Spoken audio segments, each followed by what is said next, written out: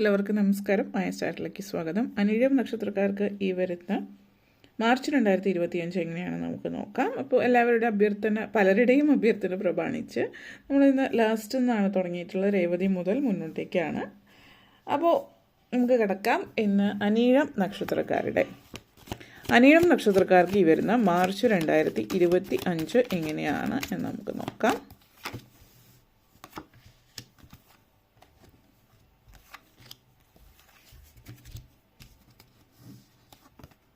Hanged Man, Hierophant,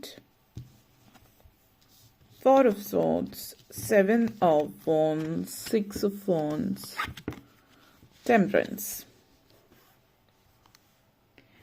ആദ്യം തന്നെ hanged man and 6 of wands എനർജിയാണ്. നിങ്ങളെ സംബന്ധിച്ചിടത്തോളം ജീവിതം ഒരു സ്ഥലം ഒരിടം സ്റ്റക്കായി നിൽക്കുന്നു എന്നുള്ള ഒരു തോന്നലിൽ നിന്ന് ജീവിതം മുന്നോട്ടേക്ക് പോകുന്നു എന്നുള്ളൊരു സാധ്യതയിലേക്ക് ജീവിതത്തിൽ ഇനിയും സാധ്യതകളുണ്ടെന്ന് തെളിഞ്ഞു കാണുന്ന ഒരു സാഹചര്യം സൂചിപ്പിക്കുന്നുണ്ട്. അപ്പോൾ പ്രത്യേകിച്ച് ഒരു വർഷക്കാലം ഏകദേശം 10 മാസത്തിലധികമായിട്ട് നിങ്ങളുടെ ജീവിതത്തിൽ പ്രത്യേകിച്ച് മാറ്റങ്ങളൊന്നുമില്ല, അല്ലെങ്കിൽ മാറ്റങ്ങൾ വരേണ്ടുന്ന സമയമാണ്. എന്നിട്ടും ഒന്നും മുന്നോട്ടേക്ക് നീങ്ങുന്നില്ല. പല കാര്യങ്ങളിലും മുന്നേറ്റം ആഗ്രഹിക്കുന്ന സമയം, അല്ലെങ്കിൽ മുന്നോട്ടേക്ക് പോകേണ്ടുന്ന സമയമൊക്കെ കഴിഞ്ഞിരിക്കുന്നു, എന്നിട്ടും ഒന്നും നീങ്ങുന്നില്ല എന്നുള്ളൊരു സാഹചര്യത്തിലൊക്കെ നിൽക്കുന്നവരെ സംബന്ധിച്ച് പ്രത്യേകിച്ച് ജീവിതത്തിൽ ഒരു മുന്നേറ്റം കാണിക്കുന്നുണ്ട്. അപ്പോൾ ജോലി സംബന്ധമായിട്ട് ഔദ്യോഗികമായിട്ടുള്ള കാര്യത്തിൽ പറയുകയാണെങ്കിൽ ഒരു പ്രമോഷനോ ശമ്പള വർധനവോ കാര്യങ്ങളോ ട്രാൻസ്ഫർ ചില ആളുകൾക്ക് സൂചിപ്പിക്കുന്നുണ്ട്. അതേപോലെ ജോലി മാറ്റം സൂചിപ്പിക്കുന്നു. ജോലി സംബന്ധമായിട്ട് ഒത്തിരി മാറ്റങ്ങൾ സാധ്യമാകുന്ന സമയമാണ്. ഓരോരുത്തരുടെയും സാഹചര്യം അനുസരിച്ചിട്ട് അത് വ്യത്യാസപ്പെട്ടിരിക്കും. പുതിയ ജോലിക്ക് ശ്രമിക്കുന്നവർ, അതായത് ഇപ്പോൾ നിലവിലുള്ള കമ്പനിയിൽ നിൽക്കുന്നത് കൊണ്ട് പ്രത്യേകിച്ച് പ്രയോജനങ്ങളൊന്നുമില്ല, മറ്റൊരു കമ്പനിയിലേക്ക് മാറാമെന്നുള്ള ചിന്തയിലുള്ളവരാണെങ്കിൽ പുതിയൊരു ജോലിക്കുള്ള സാഹചര്യം ഉരുത്തിരിഞ്ഞു വരുന്നതായിട്ട് കാണുന്നുണ്ട് മുന്നോട്ടേക്ക് വരുന്ന ദിവസങ്ങളിൽ.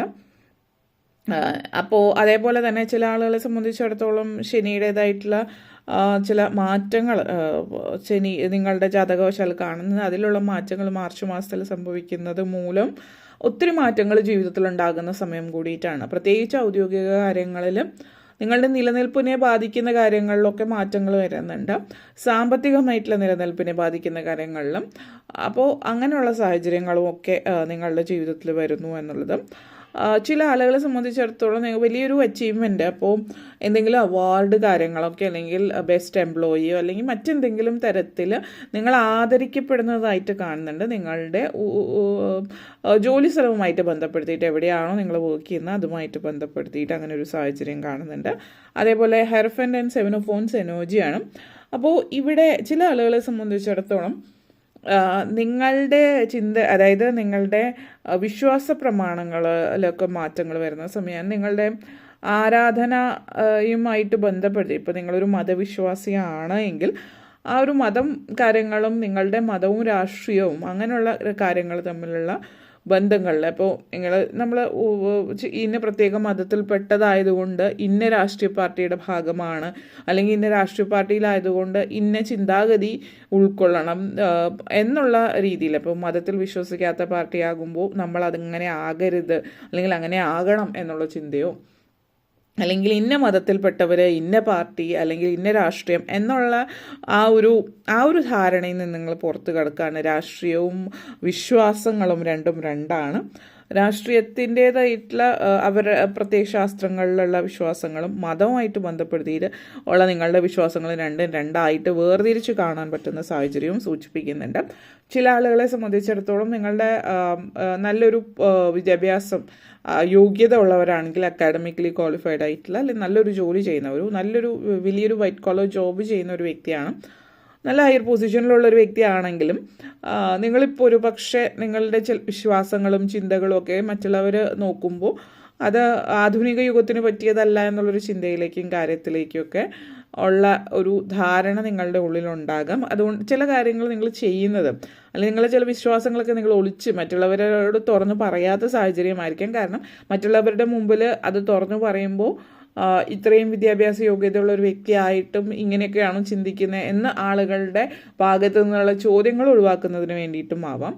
അപ്പോൾ ഇങ്ങനെയുള്ള പല പല നിങ്ങളുടെ ചിന്തകൾ മറ്റുള്ളവരിൽ നിന്ന് ഇതുവരെ ഒളിച്ചു വെച്ചത്, അല്ലെങ്കിൽ തുറന്ന് പറയാൻ മടിയുള്ളത് നിങ്ങൾ തുറന്ന് സമ്മതിക്കുന്ന, അല്ലെങ്കിൽ നിങ്ങൾ തുറന്ന് എൻ്റെ ചിന്തകളും വിശ്വാസങ്ങളും ഇതാണ്, അതിൽ മറ്റൊരാൾ കൈകടത്തേണ്ട ആവശ്യമില്ല എന്നുള്ള രീതിയിലേക്ക് നിങ്ങൾ മാറി ചിന്തിക്കാൻ തുടങ്ങുന്ന ഒരു സാഹചര്യം. അതായത് മറ്റുള്ളവരെ പേടിച്ചുള്ള ജീവിതത്തിൽ നിന്ന് മാറി നിങ്ങൾ എന്താണോ ചിന്തിക്കുന്നത്, നിങ്ങൾ എന്താണോ ആഗ്രഹിക്കുന്നത്, മറ്റുള്ളവരെ ദ്രോഹിക്കാത്ത രീതിയിൽ അതുമായിട്ട് മുന്നോട്ടേക്ക് പോകണം എന്നുള്ളൊരു തീരുമാനത്തിലേക്ക് വരുന്ന സമയം കൂടിയിട്ടാണ്.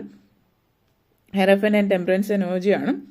ജീവിതത്തിൽ പൊതുവെ എല്ലാ മേഖലകളിലും നിങ്ങൾ ഉയരം കൈവരിക്കാൻ സാധ്യതയുള്ള സമയമാണ്. ഇപ്പോൾ ഔദ്യോഗികമായിട്ട് പറയുകയാണെങ്കിൽ ഔദ്യോഗികപരമായിട്ട്, അപ്പോൾ സാമ്പത്തികവും ഔദ്യോഗികവും നിങ്ങളുടെ ഇൻകം ഒരു വരുമാനം എന്ന് പറയുന്ന ജോലിയിലൂടെ മാത്രമുള്ളവരാണെങ്കിൽ ഇൻകം ജോലി രണ്ടും ഒരേ ഇതിലായിരിക്കും നിൽക്കുന്നത്. അപ്പോൾ ജോലിയിൽ മാറ്റങ്ങൾ ഉണ്ടാകുമ്പോൾ ഫിനാൻസിൽ നിങ്ങളുടെ സാമ്പത്തിക സ്ഥിതിയിലും മാറ്റങ്ങൾ ഉണ്ടാകുന്നുണ്ട്. അതേപോലെ നിങ്ങളുടെ ചിന്താഗതികളിൽ മാറ്റങ്ങൾ ഉണ്ടാകുന്നുണ്ട്. നിങ്ങൾ ലോകത്തെ നോക്കിക്കാണുന്ന, മറ്റുള്ളവരെ നോക്കിക്കാണുന്ന ചിന്താഗതിയിൽ മാറ്റങ്ങൾ ഉണ്ടാകുന്നുണ്ട്. നിങ്ങളുടെ ആത്മീയതയിൽ മാറ്റങ്ങൾ, നിങ്ങളുടെ സ്പിരിച്വാലിറ്റിയിലും റിലീജിയസ് ആയിട്ടുള്ള കാര്യങ്ങളിലും ഒക്കെ മാറ്റങ്ങൾ ഉണ്ടാകുന്ന സമയം. അതേപോലെ നിങ്ങൾ ചില ചിന്താഗതികൾ, നമ്മൾ ചില ആളുകൾ ഇങ്ങനെയൊന്നും ചെയ്യാൻ ഞാൻ മോഡേൺ ആയതുകൊണ്ട് ഞാൻ ഇങ്ങനെയൊക്കെ ചിന്തിക്കും, അല്ലെങ്കിൽ ഇങ്ങനെ പ്രവർത്തിക്കും എന്നുള്ളൊരു ധാരണയുണ്ട് എന്നുള്ളതിൽ നിന്ന് നിങ്ങൾ മാറി ചിന്തിക്കുന്നുണ്ട്. നിങ്ങൾ എന്താണോ ഇഷ്ടപ്പെടുന്നത്, നിങ്ങൾ എന്താണോ ആഗ്രഹിക്കുന്നത്, നിങ്ങളുടെ ഇഷ്ടത്തിനും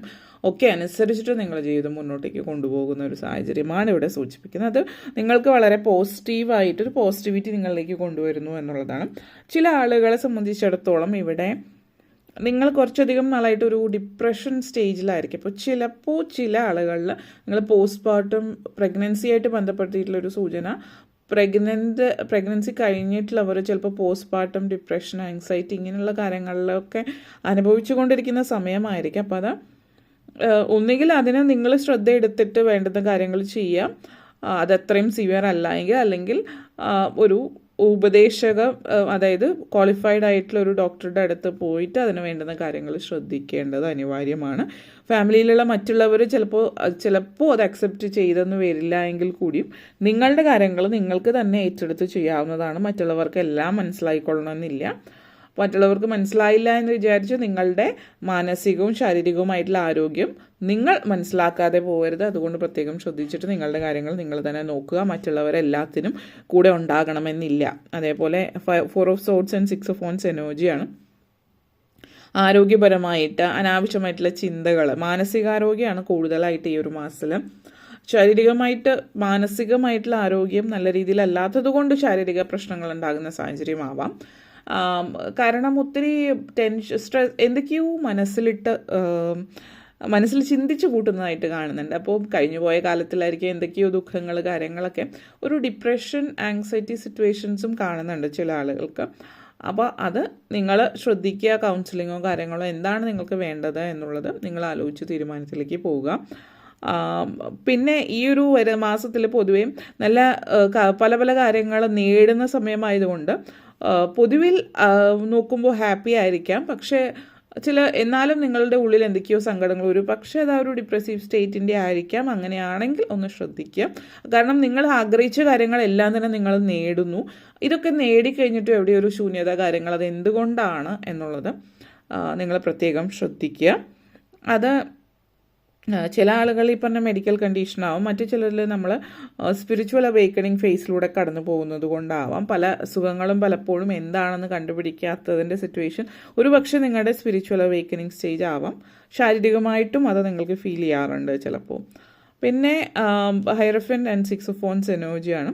പൊളിറ്റിക്സ്, മതപരമായിട്ടുള്ള കാര്യങ്ങൾ, അല്ലെങ്കിൽ ആത്മീയ കാര്യങ്ങൾ, അല്ലെങ്കിൽ അതുപോലെ കണക്ട് ചെയ്ത് ഇപ്പോൾ യോഗ, മെഡിറ്റേഷൻ പോലുള്ള കാര്യങ്ങളായിട്ട് ബന്ധപ്പെടുത്തിയിട്ട് മറ്റുള്ളവരെ നിങ്ങളെ അംഗീകരിക്കുന്ന സാഹചര്യമാവാം. പൊളിറ്റിക്സിലുള്ള രാഷ്ട്രീയത്തിൽ ഒത്തിരി പേരെടുക്കാനുള്ള അവസരം കാണിക്കുന്നുണ്ട്.